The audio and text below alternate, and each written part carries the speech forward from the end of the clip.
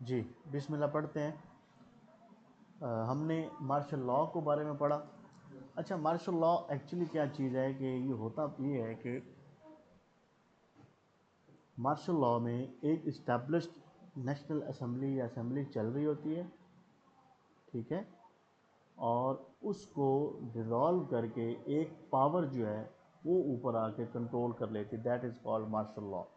वो आर्मी भी हो सकती है, वो सिविलियन पर्सन भी हो सकता है, वो प्रेसिडेंट भी हो सकता है कि वो डिज़ोल्व कर दे। जब वो डिज़ोल्व करेगा तो उसके बाद या तो न्यू इलेक्शंस होते हैं, ठीक है, या फिर बाकी चीज़ें होती है। तो पाकिस्तान की हिस्ट्री में ये सारी चीज़ें हैं। जब पाकिस्तान की हिस्ट्री स्पेसिफिकली हम पढ़ेंगे ना तो पाकिस्तान स्टडीज़ में, तो that will be easier for us. उसमें हमें चीज़ें आसान लगेंगी, ठीक है। मार्शल लॉ के बारे में बात की। आगे Firdausi, the author of Shahnameh was the poet laureate in the court of. तो ये बेसिकली किसके कोर्ट में होता है? तो महमूद गजनवी के दौर में शाहनामा फिरदौसी ने लिखा है। एक सवाल पीछे हमने पढ़ा था कि फिरदौसी से पहले शाहनामा किसने लिखा है? दकीक दकीकी तौसी। आप लिखोगे, ये लिखा, इससे पहले शाहनामा आप लिख दो, फिरदौसी से पहले शाहनामा दकीकी तौसी ने लिखा। DAQIQI, दकीकी। तोसी, TUSI, तूसी। दकीकी तूसी ने लिखा था इससे पहले। हाँ, आप लिख दो शाहनामा इस्लाम। शाहनामा इस्लाम जो है हफीज जलंधरी का है। शाहनामा इस्लाम, अदनान, शाहनामा इस्लाम, शाहनामा इस्लाम हफीज जलंधरी। ये सवाल आता है कि शाहनामा इस्लाम किसका है? तो हफीज जलंधरी का है।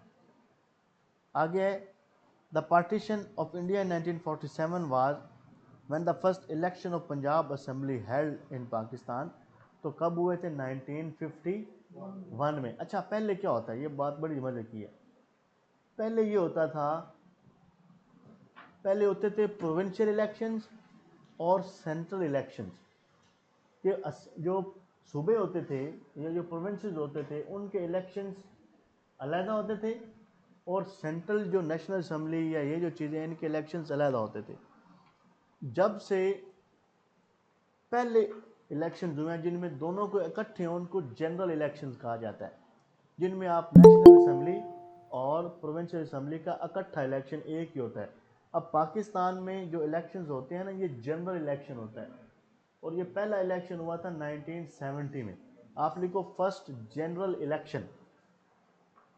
तो फर्स्ट जनरल इलेक्शन 1970 में होता है। फर्स्ट जनरल इलेक्शन 1970 में होता है।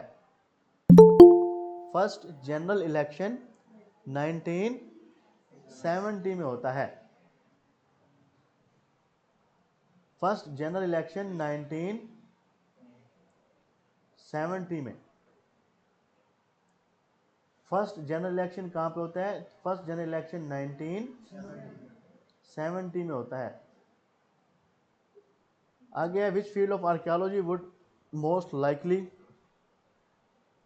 बी इंटरेस्टेड है कि एंशियंट प्री लिटरेट। तो इनको प्री हिस्टोरिक, एंशियंट जब भी बात आएगी ना, एंशियंट आ जाए, एंटीडोटी आ जाए, इनको कहा जाता है पुरानियां बातें, माजी बईद की, ठीक है, प्री हिस्टोरिक, ठीक है जी, प्री हिस्टोरिक। आ गया, what is the share of each province in the senate of Pakistan. आयो फिर और मैं तो लिखा देना। आ गया, पहले मैंने बता दिया था कितने होते हैं, बात समझ रहे। अब देखें, यहाँ पे पीपीएससी के लोग मिस्टेक करते हैं, टू बी वेरी ऑनेस्ट। वो ये समझते हैं कि यार एक तो पास पेपर से आ को नहीं रहा, तो जब आप ये कह देते हो ना कि पास पेपर से नहीं आ रहा, अब मुझे आप बताएं फिर हम प्रिपेयर कहाँ से करें? सवाल है ना। मैं एस्पिरेंट हूँ, मैं कहता हूँ कि यार जियोग्राफी जो है मैंने प्रिपेयर करना है। अब यार ये तो एक बात होगी ना, अब मुझे याद तो कुछ करना है, कुछ सॉल्व तो करना है, कुछ नोट्स तो बनाने हैं, कुछ ना कुछ तो मैकेनिज्म बनाना है ना, तो मैं कैसे बनाऊंगा? तो मोडस ऑपरेंडी क्या होता है कि आप फर्स्ट ऑफ ऑल क्या करते हो कि आप थोड़ा सा वो काम कर दो जिससे आपकी अंडरस्टैंडिंग डेवलप हो। अब पाकिस्तान पास पेपर्स हमने किए, अब पास पेपर्स में वो सेनेट की बात करता है। अब आप मुझे बताओ कि आप सेनेट के बारे में 50 चीज़ें एक ही दफ़ा याद कर सकते हैं? नहीं कर सकते। लेकिन जब हम इस तरीके से कर रहे हैं, अब इस तरीके से हमारा स्टैक बन रहा है, हमें याद हो रही कि यार अच्छा सेनेट का मतलब क्या होता है, ये बाई कैमरल होता है। अच्छा सेनेट हम इसलिए लेके आते हैं ताकि ये जो प्रोविंसेस की पॉपुलेशन वाइज डिवीजन है उसको हम कंट्रोल कर सकें। अच्छा फिर इसमें सीट्स हर प्रोविंसेस को इक्वली दी जाती हैं, कितनी होती हैं जी? आप लिखो 23। ठीक है, आप लिखो 23 ईच प्रोविंस, लिखो आप 23 ईच प्रोविंस। टोटल लिखो 96, फेडरल लिखो 4, टोटल 96, ईच प्रोविंस 23 हो गया, और फेडरल लिख दो 4। फेडरल की कितनी होती हैं? 4 होती हैं। अब ये जो 23 हैं या जो 4 हैं, इसमें से आगे भी कोटा होता है। वुमेन का अलग कोटा है, जेनेरिक आप लिखो W वुमेन, फिर लिखो जेनेरिक G, और T से होता है टेक्नोक्रेट। ठीक है, इनको आप सर्च करोगे, नेक्स्ट मैं आपको बताऊंगा ये टेक्नोक्रेट क्या होता है, अभी आप इनको सर्च करोगे। ठीक है, जेनेरिक 17 होती हैं आगे। ठीक है, आगे जो है फिर आप इनको देखना। ठीक है, वुमेन कितनी होती हैं और वो कितनी होती हैं, थोड़ी सी चीज़ें हम इंटरेस्ट के लिए सर्च भी करेंगे। आगे है जी, क्या लिखा हुआ है पहला सवाल? हाँ, ख्याल म्यूजिक, ये देखिए मजे की बात, अब ख्याल music system was introduced by अमीर खसरू। अब अमीर खसरू के बारे में सवाल आता ही आता है, इस दफ़ा उसने ख्याल म्यूजिक के बारे में पूछ लिया। अब आप लिखोगे तूतिए हिंद, इसको तूतिए हिंद भी कहा जाता है, इसके साथ हम लिखते जाएंगे, बड़े आराम से लिखते जाएंगे, रिकॉर्डिंग भी होगी है वो भी मिल जाएगी। अगर किसी की कोई चीज़ मिस होगी तो उसको वो मिल जाएगी, नो इशू। अगर किसी को कोई इशू होगा तो उसको रिकॉर्डिंग मिल जाएगी, लेकिन कोशिश हम करेंगे कि हम इसको साथ के साथ कोई क्वेश्चन हो तो पूछते रहें। आप रिकॉर्डिंग के बाद भी पूछ सकते हैं, ऐसे नहीं है। आप अगर रिकॉर्डिंग सुनते हुए आपको समझ नहीं आती है तो यू कैन आस्क, और ये अपने ग्रुप में भी मैं शेयर कर सकूंगा अगर कोई दूसरी दफ़ा बंदा देखना चाहेगा। ठीक है जी, ख्याल इसका तूती हिंद हमने लिख दिया। अब लिखोगे कवाली का बानी। अमीर खसरू को कवाली का बानी कहा जाता है। चिश्ती, चिश्तिया, इनका सिलसिला होता है चिश्तिया, चिश्तिया सिलसिला है, चिश्तिया सिलसिला है। ठीक है, अब मैंने क्या किया हुआ है, ये सारी चीज़ें हमने आपको अलहदा लिखी हुई है, नहीं है कि नहीं लिखी हुई, लेकिन इधर हम बार बार रिपीट कर रहे हैं ताकि हमें याद रहे। अच्छा, ये तानसीन जो है ना, ये म्यूज़िक का बंदा है, राग का। ये जो तानसीन होता है ना, ये राग और म्यूज़िक का बंदा है। ठीक है, आगे है Islamabad was declared the capital of Pakistan during the era of which leader? Ayub Khan. कौन होता है जी?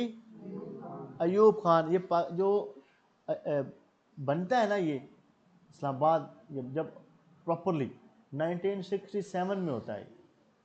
अब लिखोगे 1967, 906 स्क्वायर किलोमीटर, SQM स्क्वायर लिख दो, 907 906 इसका एरिया है। ग्रीक फर्म होती है जो डिज़ाइन करती है। हाँ, किलोमीटर यार, इस्लामाबाद किलोमीटर। ग्रीक फर्म इसको डिज़ाइन करती है जी, ग्रीक फर्म। कौन डिज़ाइन करता है? ठीक है, 906 स्क्वायर किलोमीटर 1967 में बना, ग्रीक फर्म इसको डिज़ाइन करती है। ठीक है, चले आ गया। What is the largest part of the human brain तो सेरिब्रम होता है। थैलेमस क्या करता है? टेम्परेचर, स्वेट, इमोशंस है। ये थैलेमस का सवाल आया हुआ था, आया हुआ था। ये बेसिकली आपका स्वेट जो आता है, आपके इमोशंस जो होते हैं, इनको थैलेमस कंट्रोल करता है। लार्जेस्ट सेरेब्रम है, बड़ा। ब्रह्मा, ब्रह्मा से मैंने याद किया हुआ, ब्रह्मा कहते हैं पूरी दुनिया के बड़े को, तो सेरेब्रम बड़ा। ठीक है, आगे how many books did Shah Waliullah Dehlvi right in the total? तो कितनी लिखते हैं वो? 51। कितनी? 51 किताबें। अब शाह वलीउल्लाह के बारे में कुछ क्वेश्चंस आते हैं, वो आप लिखोगे। बॉर्न, बी लिख दो आप, बॉर्न से मुराद बी, 1703 में पैदा हुए। D death 1762। कुरान का तर्जमा 1738। हज 1732। पहले हज करते हैं, फिर कुरान का तर्जमा फारसी में करते हैं। फतेहुल कुरान है, फतेहुल रहमान है? फतेहुल रहमान उसका नाम होता है। हज 1732 में, 1732 में हज किया, 1738 में कुरान का तर्जमा फारसी में किया, जिसका नाम होता है फतेहुर रहमान,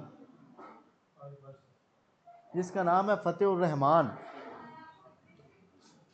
ये लिख दिया हमने। साथ लिखेंगे रियल नेम, इनका रियल नेम होता है कुतुबुद्दीन। रियल नेम होता है कुतुबुद्दीन।